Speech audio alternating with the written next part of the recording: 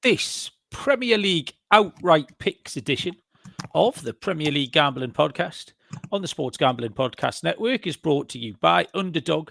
Get up to a $1,000 deposit match when you sign up at underdogfantasy.com, promo code PLGP.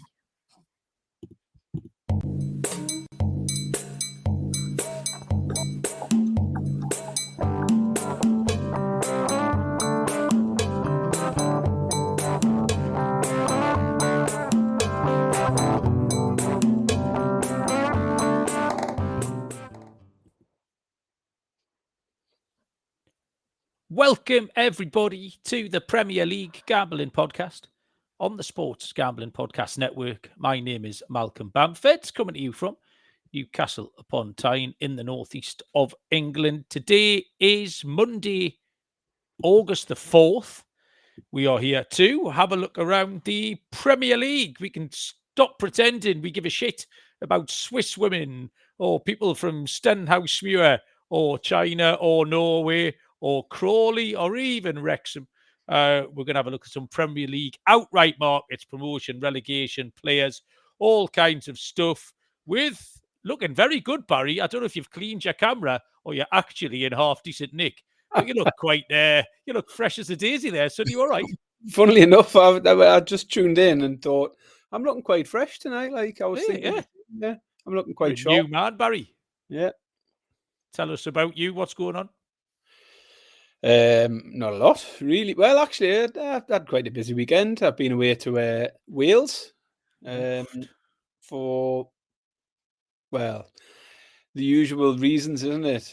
Daughter wanted to go to a concert. So we went down to Cardiff to the Principality Stadium to see Catfish and the Bottlemen, along with the DMAs and Travis. Had a really good night. Actually, Catfish and the Bottlemen were brilliant, absolutely brilliant live band. Really enjoyed that. And because we were traveling all the way, I mean, 4-hour trek on Friday afternoon it was to get down there. It was a bit of an effort. So we looked for hotels. Hotels in Cardiff for the night were absolutely extortionate. So we ventured a little bit out. We thought we'll stop over on Friday night somewhere in South Wales and then spend a day down there on Saturday doing something, make a bit more of a weekend of it. So we stayed in Cwmbran, I think is how you say it. Bit of a random one. I got up on the Saturday and realised I was 10 minutes away from Rodney Parade, where Notts County were playing on the Saturday afternoon. So I was tempted. I was very tempted because it was literally 10 minutes from where the hotel was. But given that I was with the family, it would have been a little bit harsh to say, you go off and do something. To be fair, Chloe was quite keen. She said she would have went along and watched Notts County, but we didn't. I'm glad we didn't in the end because actually the game was delayed by an hour. Yeah, that was they had 2 ambulances on the pitch, didn't they? Yeah. So yeah, had I have took everybody and then had to sit, well, they got everyone got evacuated from the stadium for an hour, so that would have been a bit of a nightmare. But yeah, so Cwmbran, we visited Barry, a little coastal town just past Cardiff. Had a bit of time there. And then we went up to Aberdare, up in the Brecon Beacons. And the only reason to go up towards Aberdare is because there is a fish and chip shop there called Penaluna's Fish and Chips. Oh, shit, yes. We've been before. So we ventured up all the way up to there for a fish and chips. And went and sat on a mountain up in the hills in the Brecon Beacons, overlooking a lovely scenery, overlooking this big, nice reservoir, loads of sheep running around. Eating our fish and chips. Yeah, that was quite a day. Lovely place, Wales. Like just driving through Wales, it's really scenic. Everywhere you go, you're either on a massive hill looking down, or you're really low with massive hills looking up. Like there's just everywhere. Like you just be driving through this little town, and behind all the houses, there's just a mountain, like just an absolute beast of a hill. So it is really picturesque, a nice part of the world. I've been a couple of times now, and I do think it's underrated. So I would somewhere I would spend a bit more time, to be honest. But yeah, Cwmbran, Barry, Aberdare, Cardiff, done a right old tour of South Wales. It sounds like it, Baz. Barry with a beautiful explanation of how hills work there for everybody, if you weren't sure. Andy must be beside himself. Andy was second in the chat tonight. This is the most Wales talk there's ever been on any podcast. Absolutely stunning stuff. Well done, Andy. Be delighted with that. Andy followed Joe Dollar into the chat, who continues his one-man mission to needle me. He was just at the MLB show 5 minutes ago, trying to needle me as well. We're not buying it, Joe. Bob D is in Aruba, washing his money. Courtney and Patrick are here. I'm going to mention them too in a moment. Callum's having a party. James Maffia's here. Fatty Merris, welcome, Fatty. Who else? Cree's joined us as well. Holy shit. Busy tonight, isn't it? That's good. Yeah, you can tell the Premier League's coming. I wanted to mention Courtney and Patrick because they went to watch Manchester United last night, Barry. They went to Summer Series, sent us some lovely photos of them holding the, I'm guessing, pretend Premier League trophy. And obviously, I joked that was the nearest that one of their lot would get to the Premier League trophy. I watched a bit of that game, actually. It was football. So I just watched it, and it was all right. Man United is still shite, but we'll get to that in a little while. So, yeah, I hope you enjoyed that. I went on my little work trip last week, didn't I, Baz? I went to Sheffield on Wednesday. Well, I mean, what a strange thing to have happened. So I went to Sheffield on Wednesday. Once again, it was not the Playboy Bunnies annual summer ball, Barry. I keep missing that booking. This was a power tool company called Gripple. I don't know if you're aware of Gripple. There might be any real boys out there better than me who know what Gripple are. But as I got there, the bloke was showing us and he went, I'll give us 2 minutes. He said, there's this thing going upstairs. That's Steve Bracknell's here. I was like, what? And my boring mate, Matt, who I've talked about before on the show, knows nothing about football, sport, anything. He had no idea. And I was like, Steve Bracknell. And I couldn't think of a more perfect person to do like a little ident for the show. If you could have chosen anyone, it would have been him, like football and silliness. He just covered all the bases. So I hung around Barry like a small meerkat, and he went and did his thing. So what's happened was, they haven't announced this yet, and I don't think I'm supposed to. This is all top secret industrial espionage stuff. Steve Bracknell is the assistant manager of the fictional Royal Oak FC. And what actually is going on is Gripple are sponsoring the Royal Oak FC kit. So that's what he was there for the kit launch. But this isn't all going to be announced to the press for about 3 weeks. So I've completely fucked that. I don't think there's a betting angle on it, but it's one of those things. So every time you see Steve Bracknell and the Royal Oak FC doing their thing, they're going to have Gripple sponsored on their tops. So that's what they were for. Anyway, I hung around like a small meerkat, chased him across the car park and said, Steve, can you do this thing for me and my mate Baz? We've got a daft podcast. He didn't want to use the word gambling, which is fine. We've had that with minor celebrities before. I get it. And he did us 2 little idents. The first one I cocked up. The first one was the best one, and I missed the start of it on the video, which was poor. And then the second one was all right. So, yes, Steve Bracknell did us a little shout out. I think, Baz, you're going to try and get the audio on here to use as a little drop, but that was all right. And then on Thursday... I'm not sure how many of our Americans would appreciate Steve Bracknell.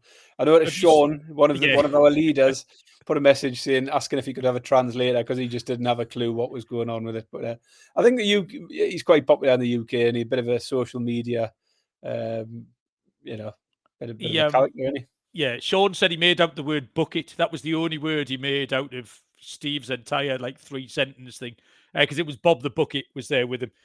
So Sean was struggling a bit with that. So if you get a chance to look at that. And then on the Thursday, we drove the 90,000 miles to Norfolk. And we're on the RAF base, Baz, RAF Marham, which is the proper, real deal Top Gun shit. We had to get signed in. They checked the underside of the van for bombs and all sorts of shenanigans. And there's just F-16 fighters just lolling about the place. And we were doing the summer ball for the junior ranks, Barry. It was just children, man. Honestly, kids, 15, they look 14, 15, obviously all 19, 20-year-old, making the way of life. And I enjoyed it a lot. It was a proper experience. Good crack. Absolute lunatics, a lot of them. Tell you what, they know how to put an event on. I've got a friend who who's in the RAF. I remember getting invited to the officers. I remember getting invited to the officers' ball at RAF Cottesmore many, many years ago. Yeah.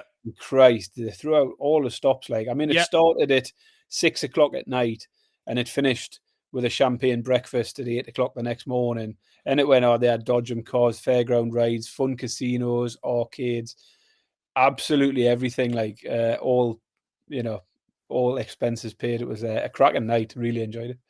Yeah, well, that was it. That was me. I was part of where the expenses were paid to. But no, it was good fun. I enjoyed it. I considered joining up, Barry, the RAF.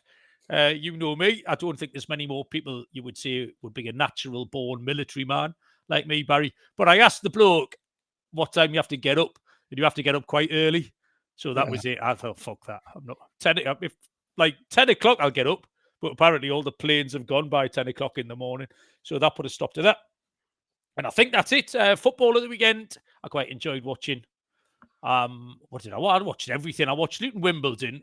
My first YouTube short got usurped. It was a push, but just getting usurped by an 85th minute own goal in a 1-0 was just, football's back. I'm getting chinned by terrible matches already.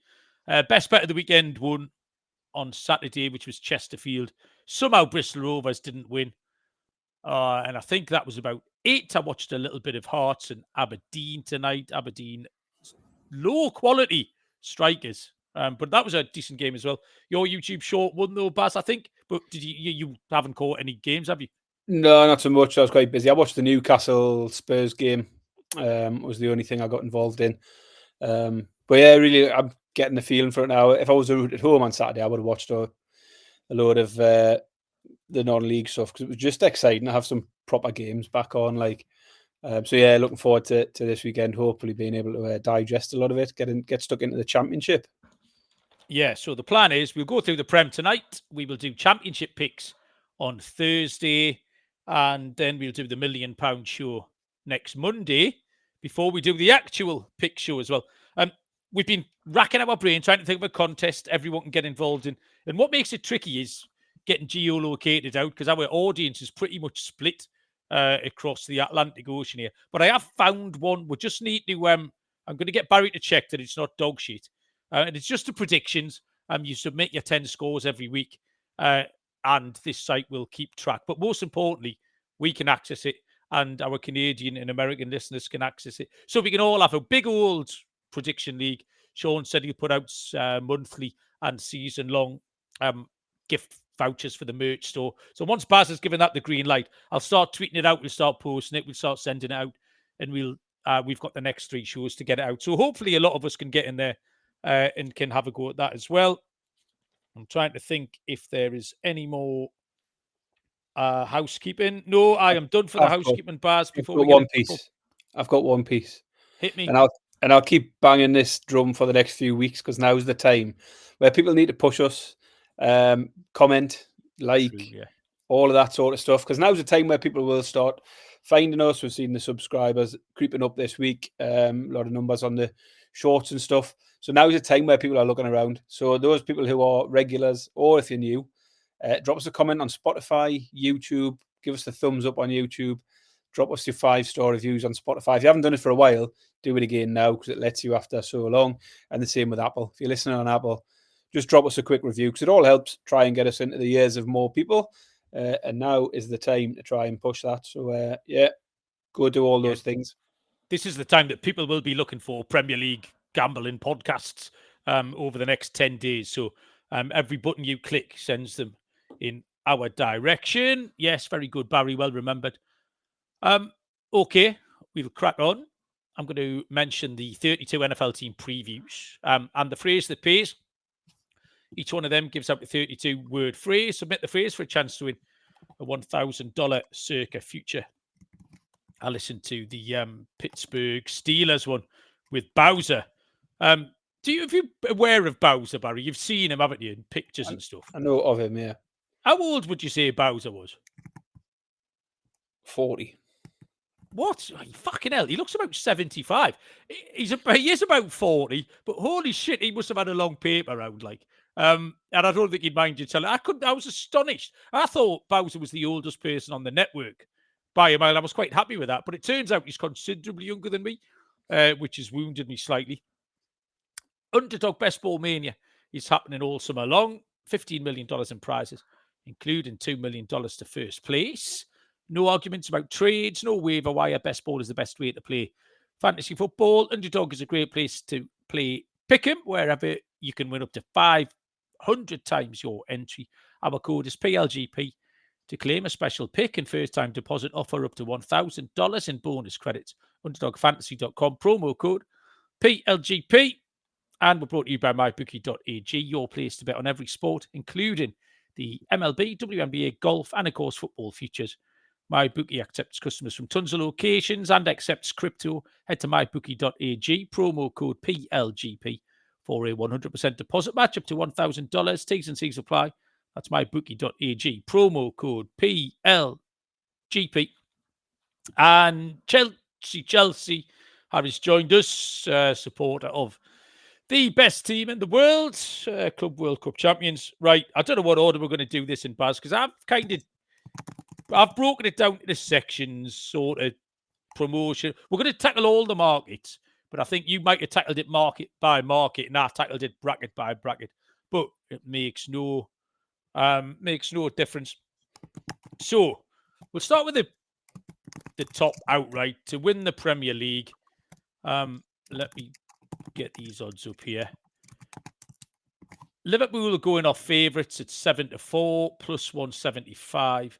Arsenal 9-4 plus 225. Man City 100-30, and then it's Chelsea 9-1, 28-1.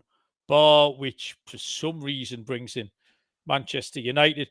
I'd found it really hard to split the top three. I don't think there's much between them at all. You can make a case for all three. You can make a case to fade all three. So at that point, I'll take the outsiders of the three because I couldn't really split them. 100-30 for Man City would be my pick here outright. Liverpool going into Arne Slot's second season. I just can't get my head around really what happened last year, because in sort of November, it was all to play for. And then I don't know what happened. Then in the blink of an eye, it was gone. They were like fucking 15 points clear by mid-January. And it was non-competitive after that. And it was just really head-scratching. The middle third of the season, they were just handed a big old soft lead. And it's hard to put your finger on what happened. Now, they've taken a risk in losing a couple of players. Obviously, Trent's gone. Looks like Nunes is away. Diaz is away. I just don't think that they're 1.5 bookies points better than Manchester City. So Liverpool 7-4, Man City 100-30. I don't think that disparity is right. Obviously, Arsenal are sandwiched in the middle. Arsenal would be my second choice here. They seem more likely to be able to put it all together. There's a lot hinging on Gorkes. The one thing all Arsenal fans have told us for a couple of years is that, well, they need to stop being stitched up by the referees every 20 minutes, but they also need a striker. And they've got the striker. The only thing is he a 20-goal-a-season man? There's a lot of question marks above him. He's done it for Coventry City, and he's done it in the Portuguese league. Had some flashes, showed some flashes in the Champions League. We know that. But again, at the prices, prefer Manchester City. I have got one Arsenal pick that I like, actually, and it's the points total for Arsenal. I like over 78 points, which is even money. 3 years ago, they accumulated 84. 2 years ago, they accumulated 89. And then last year was 74. So looking the line here at 78, I do think they left a few out there last year in the middle part of the season where I'm not really sure what happened. To get back to somewhere between 84 and 89 points, I think is perfectly reasonable. So I'll take Arsenal to over 78 points. Man City, strong second half of the league. They looked lively in the Club World Cup until they didn't. The problem, the case against them is that problems persist at the back. Have they addressed any of that? But they've showed some improvement. They spent a lot of money in December or over the winter rather than this window that's open at the moment. And I think they can make a run. So I'll take City 100-30, and I'll take Arsenal over 78 points at even money, but Yeah, I mean, like you, I think hard to split, and obviously the bookies found it hard to split, and I've done the same. Looked at the top three because it's really difficult to see anyone else pushing them, and for the title to come anywhere outside of that would be a massive surprise. There's a few questions over all of them, isn't there? Man City, will they recover from where they were last season, or is their regression a bit more long term? The catalyst for the drop off last year was undoubtedly the injury to Rodri. So will his return be enough to see them pushing for the title again? I think they'll be closer, but they still feel a little bit like a club in transition at the minute. Lots of transfer activity in the last couple of windows. Kevin De Bruyne's now gone, and I know his levels have dropped and all of that, but he's still a sort of big character to leave the dressing room. So I didn't quite get to Man City as a pick for the title. I did think they'd be second favourites, though. I thought they'd be ahead of Arsenal in the betting, if I'm honest. So that caught me out a little. Arsenal at 94 didn't appeal to me. I mean, you've talked about those points, 80 or 84, 89, and I actually called it last year. I thought they'd peaked with that 80-odd points. I think they had their chances to win the title then. Unlucky not to with those sort of points totals. And then it was quite a big drop-off. You're right. I would expect them to get back in. I don't mind your pick at all of them getting up to sort of 78, maybe push for 80. But I don't think that's going to be enough for them to win the league. So I didn't fancy Arsenal. I mean, you mentioned they've got a striker there. Has to be an improvement on what they had. Zubimendi's come in as well and fills the void left by the alleged rapist, Thomas Partey. You can call him an alleged rapist now, Malcolm. You don't have to call him the unnamed man, 28-year-old from North London. Anyway, he's signing for Valencia. Spanish clubs don't care about any of that sort of stuff, do they? The fact he's up on a rape charge doesn't bother them. Crack on. So it turns out he's going over there. So Zubimendi will come in and fill in for Partey. Partey was a big player for Arsenal as well last season. So will be a miss in that respect. So I thought Liverpool at 7-4 looked fair. And I'll be honest, it'll look a great price if they do pick up Isak, which we don't talk about just yet. But they have went all out this summer to try and cement their place at the top. They've broke the transfer record with Wirtz. They're looking to break it again with Isak. Ekitike is coming in for 80, 90 million. So I think, long gone are the days where poor old Jurgen Klopp couldn't compete financially with the likes of Newcastle United because Liverpool had a ceiling that nobody else had. That argument's well gone now. But again, Liverpool, the thing is, it's a lot of change, isn't it? Salah and Gakpo look to be the only ones in terms of the attackers who will be there. So it is a lot of change, a lot of new players coming in. But I did think Liverpool, the one I would probably want to take just because of how comfortably they won it last year and how well they've strengthened. Really, really good caliber of signings. But the pick for me, actually, from this sort of bracket of teams would be Man City to finish in the top two, because I do fancy Man City to finish above Arsenal. You're getting 11-10 for them to finish top two here. City had an awful season by their standards last year. They still only finished 3 points behind Arsenal.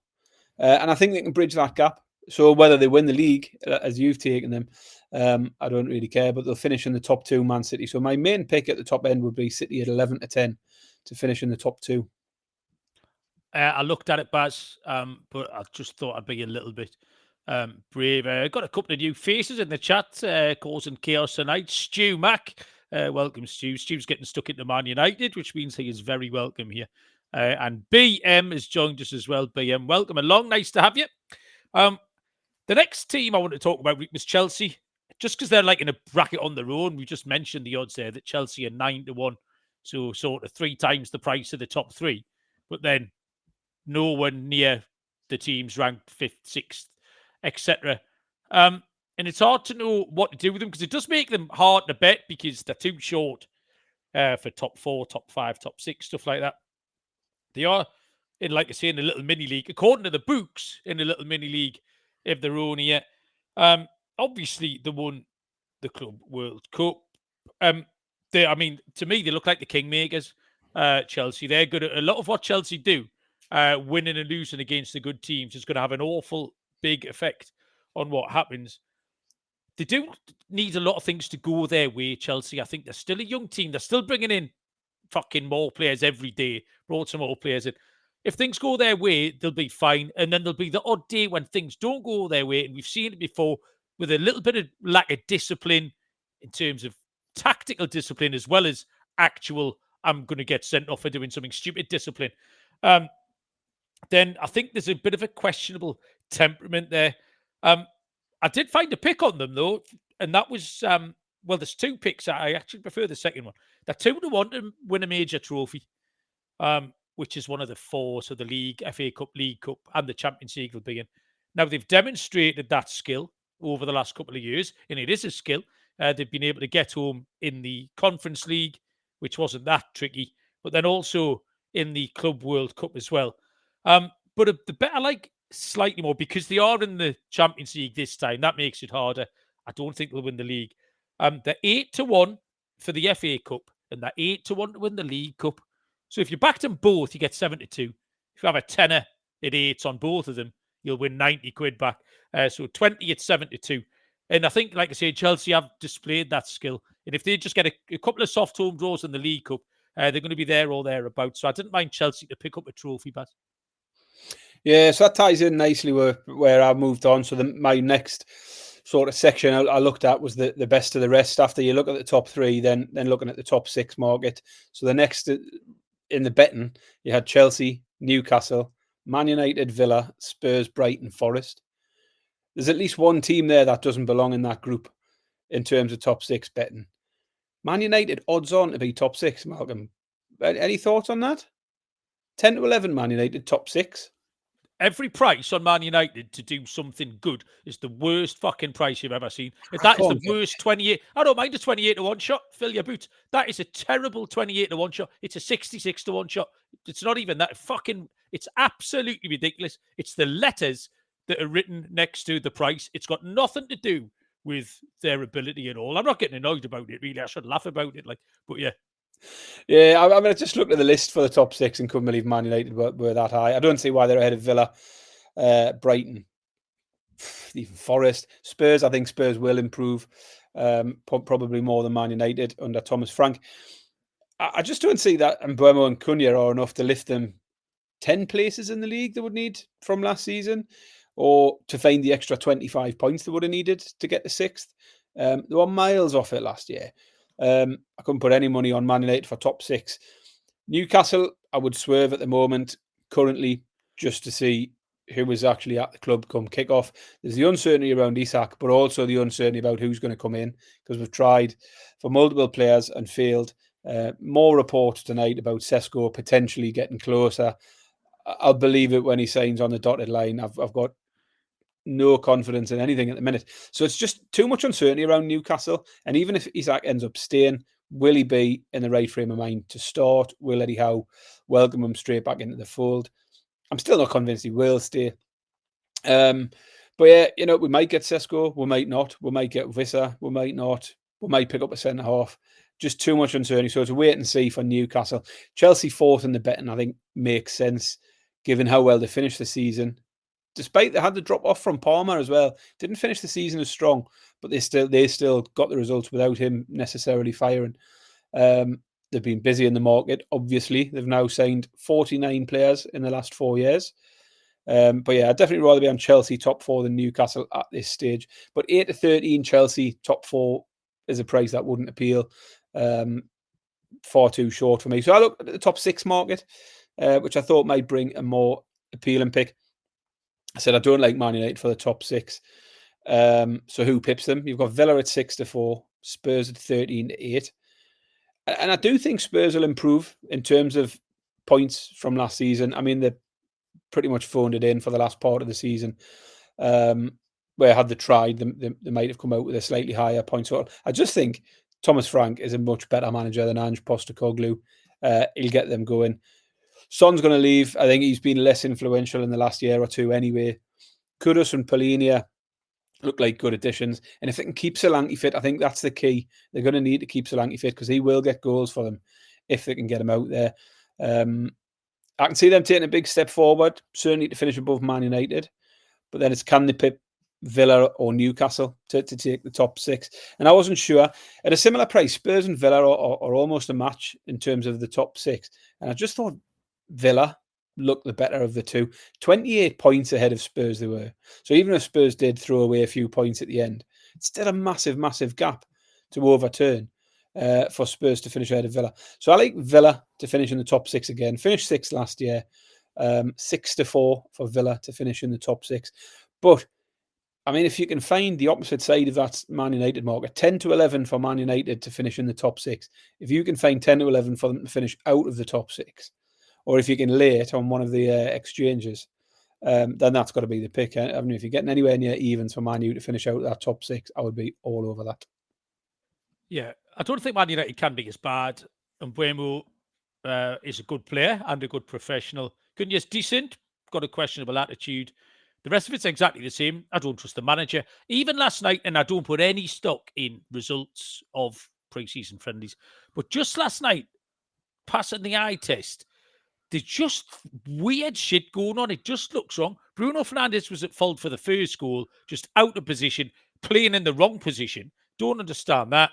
And then by the second goal, he was trying to end fucking Njai's career on the halfway line.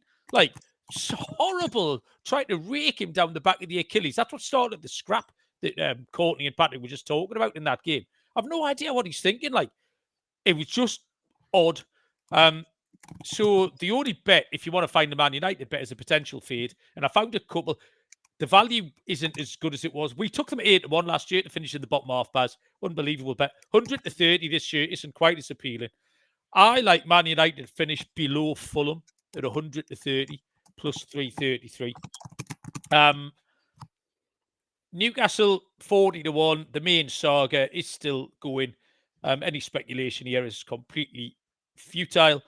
Champions League, hopefully, is fun and doesn't have the detrimental effect it had 2 years ago. Thing to remember with Newcastle, though, Baz, as much as all this noise is around the centre forward, we've still got an incredible coach and we've still got a load of good players. You can't forget that. Once you sit back away from the noise and remember Hall and Livramento as your two fullbacks, we're going to be England's two fullbacks for the next 10 years.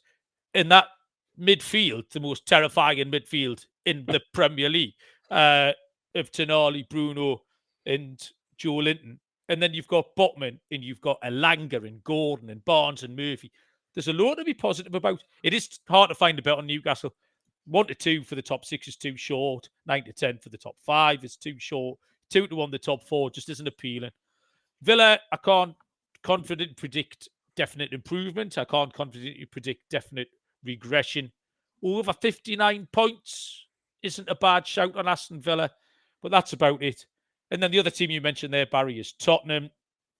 I think the improvement is implied because they absolutely phoned in the second half of the season. They gave up, which was insane. I've never seen it happen before. The question is, how much of them can you give that back? You can't give them it all back, because when they did try, they were dog shit as well. The manager is okay. They've lost Son. They've lost Maddison yesterday, which was funny. It just all seems very, very Spursy. The signings, Paulinho, Tell, Kudus, you just mentioned, they're all right. They'll have the odd good game. They'll have 2 average games to the one good one. Their prices don't appeal because, like Man United, they're based on the team name rather than any ability they've got. Therefore, you need to find a fade again. That middle of the table is really congested, Baz. Tottenham were ranked 8th best in the bookies, but I think that's generous. And if they are ranked 8th, it doesn't leave much leeway for a top half finish. They've only got to drop 3 or 4 points, and they're going to finish in the bottom half at 3-1. So I think a bottom half finish for Tottenham at 3-1 is decent value. Okay, we'll move on, Baz, into the bottom half of the table. Let me tell you about the world's greatest sportsbook. Circa Las Vegas is hosting the world's biggest pro football contest, Circa Million, Circa Survivor, and Circa Grandissimo, with over $21 million in guaranteed prizes. You can't call yourself a true degen if you're not competing in all the Circa football contests. You get 15% off a stay at the Circa with the promo code SGP15. And use our proxy too. if you're playing remotely. Footballcontest.com, use the promo code SGP, gets you $50 off your proxy fees. And Rhythm continues to crush it with Power Trends, which is essentially the best of the best what their house model has to offer. Power Trends are updated daily and exclusive to Rhythm. No touts, no noise, just clean data-backed bets. WNBA Power Trends are cooking 24%. Power Trends are hitting about 70% fade in players in the NBA as well. Get your 7-day free trial at sportsgamblingpodcast.com/RITHMM. So we're moving to what I've called the glob, Barry, because this is just all these identical teams. So Forest slightly different because they play differently, but Forest, Brighton, Palace, Bournemouth, Fulham, they're all going to be safe. They're all going to be in that zone of teams that just don't give a shit anymore. I went on a rant about it most weeks, didn't I? Last season, of teams used to go away from home and park the bus and try and get beat 2-0. These lot don't. They win one, lose one, draw one, and they don't give a shit about the consequences. And that's what we're dealing with here. So it is hard to separate them. I think Forest will be fine. Brighton have lost a few, but will undoubtedly have a load more that they've just made in the garage, and they'll just bring them out and they'll all be great. There'll be some little Iranian ones, and there's a big Greek fella up front, and they'll have a whole load of new ones with lovely hair, and they'll be fine. Palace need a better start because they were terrible to start with, finished like a train, won the cup, do have European football for the first time to distract them. Bournemouth, who fucking cares? No one gives a shit what they do. Fulham, now I told you I was keen when we talked about this a little while ago. They've had the least upheaval of the glob, Barry.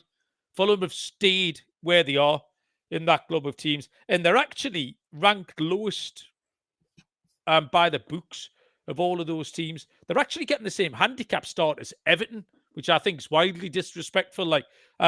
So I have mentioned this before. Fulham on the handicap plus 33. I think Fulham can easily get up to 55, 56 points at the 33. They're going to be live at 90. That's 15-1. And they're 12-5 plus 240 to finish in the top half. But the thing with that is, if they finish top half, they'll win the handicap. So you might as well just take the 15-1. Over 48 points for Fulham is a fucking great bet. 6-5 plus 120 for over 48 Fulham points. Baz, in the glob? Yeah, I mean, I've looked at the top half betting, and there was one team stood out for me. It was Forest, 5-4 plus money to finish in the top half. I mean, you'll expect some regression from Forest, but I didn't have them down as finishing out of the top 10. So 5-4 Forest appeals to me. I think 9th or 10th for Forest is perfectly achievable. They'll still be hard to beat at the City Ground. You expect them to still be strong defensively. Not much has changed there. They've already replaced Ilanga with Ndoye from Milan. They've added Igor Jesus, Brazilian. I think it was at Palmeiras, wasn't he, in the Club World Cup? So they've added to their attacking options as well. So I'm just not sure why Forest are expected to drop quite as much as the bookies have got them dropping. That Gibbs White thing was huge for them as well. Absolutely. They roll out Gibbs White and Elliot Anderson in the middle of the park. Murillo and the big Slavic fella at the back. Good player. Not a lot of what they did last season wasn't a fluke, Barry. And that core is still there. Yeah, as I say, I wouldn't be taking this pick if Gibbs White had left. If they'd lost Ilanga and Gibbs White in that 1 week, that would have been a massive blow for them. But otherwise, they've lost Ilanga. And as I say, they've made attacking signings to cover for that. I think they'll be okay. So I like Forest at 5-4. Interesting you mentioned Fulham and Everton being the same on the handicap, because when we get to the relegation zone in a bit, that stood out to me. Everton are the same price to be relegated as teams like Fulham and Palace, which I thought was a little bit odd. I think Everton are far worse than both of those teams. Sorry, Baz. I was chatting to Serial in the comments. Serial, welcome along. Serial, I listened to the Cowboys NFL preview with Serial on. Good job, Serial. Loved it. Always a highlight of the year listening to you. You have to go toe-to-toe with Sean and Ryan on that, because it's generally fuck the Cowboys. But you did your bit, and I very much enjoyed it. He was asking if Crystal Palace can keep up the late season form. I think they can, like the manager. Crucially, though, I think Eze is their talisman. It was Zaha for a while, wasn't it? We used to talk about it a lot. So we'll see if they can hold on to Eze. There's another little bracket of 4 teams here after that. Everton, West Ham, Brentford and Wolves. Everton will be fine. I watched them on the last day of the season win 1-0 at St James's Park and very nearly ruin our our Champions League party. And they're going to do that enough times. They've got the framework without being in any way spectacular or even good to pick up about 43 points. They've got enough clean sheets and then they've got all those big, ugly defenders. Much rests on Ilman and Jai for them. They've signed this geezer, Barry. A lot of Barry chat tonight. We've had Barry in Wales. Now we've got Barry. So Everton know how to accumulate points. But I do love an Everton pick here, Baz. And it's Njai to be the Everton top scorer at 3-1. He's not going to score loads. 9 in 33 last year. He's on penalties. That pro rata, that's probably enough. I mean, how many goals? Everton top scorer is not going to be on 14, 15. So it's either this lump, what's his name? Tierno's Barry, 22-year-old Frenchman, signed from Villarreal. He scored 11 in 35 last year. Step up to the Premier League in his first season. He's just a kid. He's about 8-11 with Njai at 3-1. I think it's a mismatch. So I'll take Njai at 3-1 to be the top Everton scorer. West Ham, unimpressed. There's enough bad teams in the league to keep them up. But other than that, it's going to be the same old shit with them. Bowen Paquetá will win them the odd game. But there's still a huge disconnect there between the club and the fans. They don't like the new stadium, the new owner. Just the Callum Wilson signing. If that was this, you just think, oh, fuck off, will you? There's no upside to West Ham at all. I love a bet, though.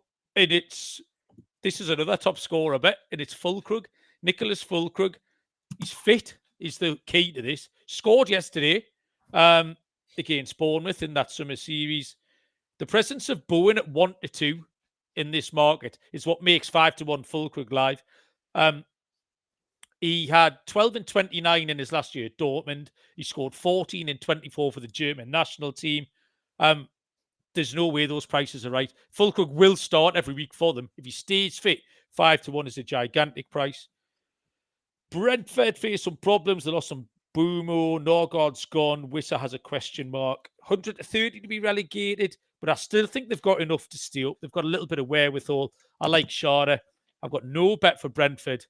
And I think Wolves will be all right. They'd have lost Cunha, but they finished the season well. I like the manager. They've got a centre forward, which is important in this league, in Jorgen Strand Larsen. And I like the new signing, John Arias. I watched him in the Club World Cup. He was a load of fun. Wolves to finish above Brentford at 5-6 is a good bet. And Wolves to finish above West Ham at 11-10. Plus 110 is a bet there. I like on Wolves, Baz.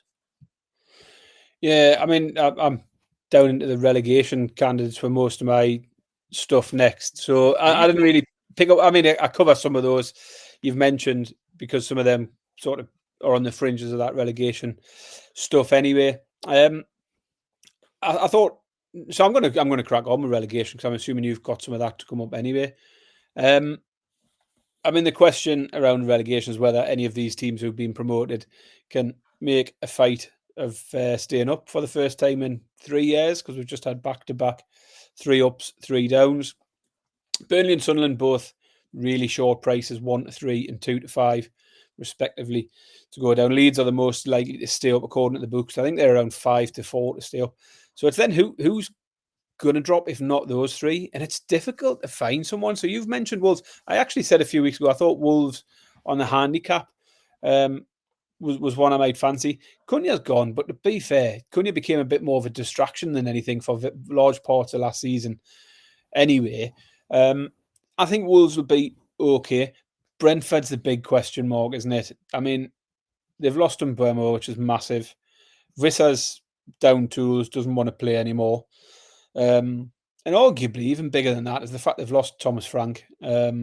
Is a big loss because he got more out of that team than many people would have done. So I do think Brentford are definitely vulnerable, and it's a sort of easy conclusion to make just because of what's gone on there. But 3-1 Brentford could potentially appeal. But you're getting 100-30 again here for the bottom three to be the promoted sides. And I think there's every chance you get a good run for your money again there. So at the relegation end, as I say, I was a little tempted with Everton, 7-1 for Everton. And I mentioned they are the same price as Fulham and Palace. Whilst you were talking, actually, I was looking at Fulham to finish higher than Everton, 5-6. You like Fulham for a top half finish. I think Fulham at around evens to finish above Everton looks a great price in that area. But I'm going to take the bottom three to be the promoted teams again at 100-30. I think they're going to. Burnley will definitely struggle. Sunderland have done a lot of business, but we saw Ipswich do the same last year. Ipswich went and just bought anybody and everybody to make a fist of it, and they didn't make any kind of fight of it at all. I think Sunderland will struggle. And yeah, I think you're taking 100-30. Will Leeds stay up? And they probably won't. So yeah, I think you'll get good value out of the bottom three to be promoted, the promoted teams once again. Yeah, I'll give you my relegation plays in a minute. Thornsky, Wolves fan, has joined us in the chat. Thoroughly down on Wolves. I'll be honest, I know quite a lot of Wolves fans. I used to live in the West Midlands, Thornsky, for a bit, and they all are, to a man, completely negative, which is fine. I think Wolves will be all right. They can score goals, man. Don't worry, Thornsky. We've got you going okay. Barry, it is that time of night. We are going to have another little game of kickoff. Now, Barry, in play, if this, they're doing the in-game manager interviews. If they interviewed me in a minute, I'd be concerned, Barry, because my cards are shit. I'm going to have to dig in here. I might have to park the bus for a midway through this first half. I'm not in a good position, Barry. If you remember, Barry had a shot on target last time, repelled by Robin. Bravo. Clear to the halfway line, Barry. The ball is in red, A4. What's your next card? I'm going to go forward 7 and then diagonal left 3. 6, 7. Oh, shit. That's another shot on target here, Barry, from you. That's very good. I'm going to... Right. I haven't got a goalkeeper, Barry, but what I have got, I'm going to play this corner card. So my goalkeeper has parried it out for a corner, which is exciting. So all that we do here now, Barry, I have to cut the deck, and if there's it was a red corner I'm playing, by the way. You can see that. Yeah. If there is a red flag in the corner of the card, you've scored a goal, Barry. Anything else and you haven't. All right. So I'll hold them. I'm going to cut them and hold them up. You want a little red flag in the corner, Barry, for 1-0. That's the goalie's hand. You fucked it. That's the goalie's hand. Yeah, you dropped the card on the floor. I did drop one card. It was that one, and it's also a red hand. So anyway, no goal. Corner comes in, repelled, Barry, repelled by me. So I will take a goal kick, Barry, on the next go. There you go. Ball is with me in my own 6-yard box. Well played, everybody. More to come next week. Relegation-wise, then, last season's stats on how much improvement these teams are required. Leicester were 13 points behind Spurs. Ipswich were 16 points. Southampton were 28 points. It's a big fucking leap in it, Baz. Can they bridge the gap? Or is there a team going to regress so much that they don't have to bridge the gap? And I do think, like you, it's going to be a struggle. Looking to find a positive angle here, but they're struggling. Are Leeds and Burnley any stronger than Leicester or Ipswich? If you look down Leeds' squad list, I don't know where the 4, 5, 6 players are that are good enough to be able to keep them up. Burnley's hope, and Smudge is not here tonight, Burnley's hope is that they can defend properly, because they conceded 16 goals in their 46 games last year, which is insane. If they can do that, they're going to put themselves in games. Because what last year Ipswich and Southampton didn't do, particularly Leicester as well to a certain extent, was defend properly and give themselves a chance. They were giving away 2-3 goals every week. You can't do it. If Burnley can't defend properly, they have lost James Trafford, the goalkeeper, which is a problem. He was a big part of that. Sunderland have got a massive squad of blokes I've never heard of, and also fuck them. They finished 24 points behind Leeds and Burnley, and all of their supporters are backwards as well, which is a problem. Burnley to finish higher than Sunderland to even money, Barry, I didn't mind. All three to go down, I've written down. We got 6-1 last year. Now, it's not 6-1 this year, Barry. It's 100-30, but it's a decent price. And the fact that they're going to be crap, Leeds under 36 points was in equivalent. What was Leicester last year? 25. So our Leeds going to be 14 points better than that. It's a lot of points, isn't it? Under 36 Leeds points is 13-10 plus 130. It's a good price. And Sunderland under 27 points at 11-8. I've worked out Sunderland. I went through Sunderland's fixtures, Barry. 2 points, I've got them. A 0-0 draw with Everton and a 1-1 home draw with Man United. That's a 2 point Sunderland are getting. So if you can find under 3 points for Sunderland, I'd get on that. That's that covered. Player prop, Barry, what did you find? You can lead us off. Yeah, I mean, I looked at the top scorer first, and I found it a little bit hard to get involved at the top of the market, just because, again, where's Isak going to be? Because if he goes to Liverpool at 6-1, I would be tempted with Isak for certain. If he stays at Newcastle and potentially unhappy, then it's a different prospect. So I avoided the top of the market and just thought I would fire a couple of darts at some big prices in the top scorer market and then take it each way. We've done this last year with Isak. Got 16-1 Isak each way, and that came in comfortably, finished in the top 4. So you get a quarter of the odds for the top 4. And the two that I'm going to fire a dart at is Solanke at 25-1. If he stays fit, I can see him pushing 15, 16 goals and getting into the top 4. And the other one is a proper punt. So 100-1 for Igor Jesus for Nottingham Forest. Big hopes for Igor Jesus from Forest. I don't think Chris Wood can do again what he did last year, and I think somebody else will end up leading the line. It will be Jesus. And 100-1 for him to try and make it. I'm pushing for a top 4. Solanke at 25-1, Igor Jesus 100-1 in the top scorer market, but take them each way. Yeah, I got 2 big old prices each way as well, but Haaland's too short. Salah was rubbish in the second half. Alexander Isak hopefully will be in the C. Gyökeres question marks. Joe Pedro's like next in. Is he not even a centre forward? I don't know what's going on there. My pick, Barry, you mentioned this player earlier on because you said he's one of the 2 strikers left at a team that scores a shit ton of goals. And it's Cody Gakpo at 100-1. No Chiesa, Nunes or Jota. Salah's dropped off. Isak, he's either shite or brilliant. I haven't decided yet. I'll tell you in a couple of weeks which one he is. But each way, 1, 2, 3, 4. Gakpo at 100-1 is a decent bet. And the other one, and I'm not trying to pander to our new guy in the chat here, Thornsky, is Jorgen Strand Larsen. He's 150-1. I think Wolves are going to be all right. And if they're going to be all right, someone's going to score goals. And he's the big centre forward. He's got decent technique. He scored a few goals last season. And I think they're going to be all right. He's a big old price. Like each way we talked about this last year. You don't have to score a shit ton to be live in the each way market. Even if dead heat rules apply.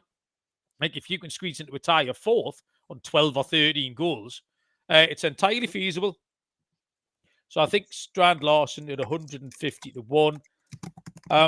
I've got a couple more picks in the assists market, Baz. Have you got out? So have I, yeah. I mean, the assists, what you talk about, you don't need tons of goals to get in the top 4 in the goals market. The same can be said to a greater extent in the assists. Salah walked away with it last year with 18. You then had Jacob Murphy 12, Elanga 11. There was then 5 players in on 10. And then plenty 9s and 8s. So it's a really, really live market. And I think one way you've got to try and look at some decent fancy prices. I say last year there was tons on 10s and 11s. And a lot of those might have been high in the betting last season. So the likes of Saka, Fernandes, Son, Palmer would have been the ones you'd expect. But there was a few outsiders in there. Jacob Murphy wouldn't have been on anyone's radar. Elanga, Damsgaard, Rodgers. Nobody would have had them as contenders, but they were all in there and would have got you a decent shout at an each way place. So if Salah can drop back a bit, then the market opens up. Saka and Salah are head to head. To be fair to Saka, he did miss a few games towards the end of the season. Otherwise, he might have got a bit closer. So I was looking for a player who can improve on what they did last year. Elanga was one I looked at first. He got 11, I think, last year. Just trying to bring up the list now. Elanga had 11. He's 25 to 1. He's going to be in a more attacking setup at Newcastle. The only concern with Elanga is he might not nail down the starting role from the off. Jacob Murphy's probably got a bit of sort of credit in the bank and might start the season. So looking for like and someone at decent price. I've looked at Ndoye, who was Elanga's replacement for Forest. If he can go in there and do like for like what Elanga did last year, 66 to 1 Ndoye, I don't mind at all. But the one I really like at a huge price is Ait-Nouri for Man City. From the fullback position. He picked up 7 assists last year for Wolves, playing in one of the lowest scoring teams in the league. We've seen it with City before when they had like Cancelo, and they've had fullbacks before who can go bombing on and get those assists. If he can pick up 7 for Wolves last year, he can double that tally for City, no problem. He's been nipped in a bit. He was 150 to 1 earlier in the week, Ait-Nouri. You get 100 to 1 now, but a quarter of the odds for top 4, I think, is a real live pick. So I love Ait-Nouri to make most assists at 100 to 1. Take it each way, get a quarter of the odds for the top 4. Ait-Nouri made my shortlist, Barry. Didn't make my final picks because I can't pick everyone, but absolutely jumped off the page. I've got a bit of a short one to start with, a little bit chalky. I will throw a bone to the Liverpool fans. You have to look at Florian Wirtz, top of the chat. Was it BM or Stu Mack were telling us how good he was? 47 assists and 140 Bundesliga goals. That's 1 in 2.97.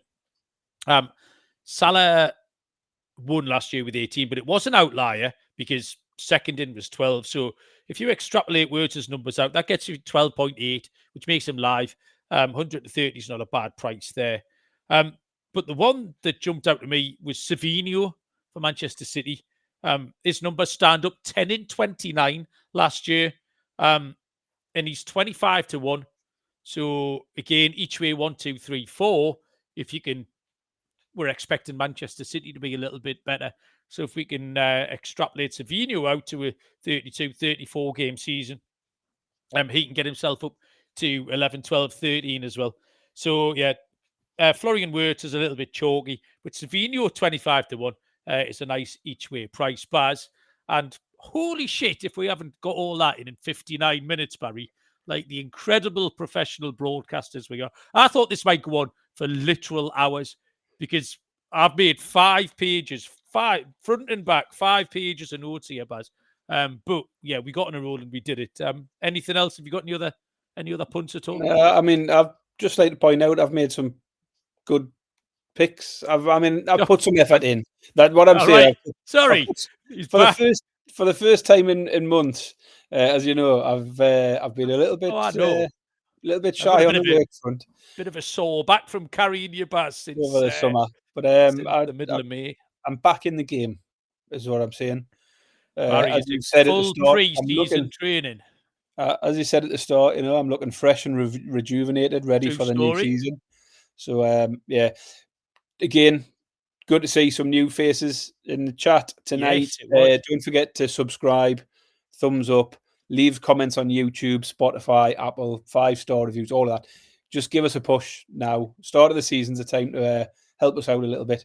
But yeah, hopefully start to get people back involved. If anyone wasn't in the chat, start getting in over the next few weeks because Premier League starts next week.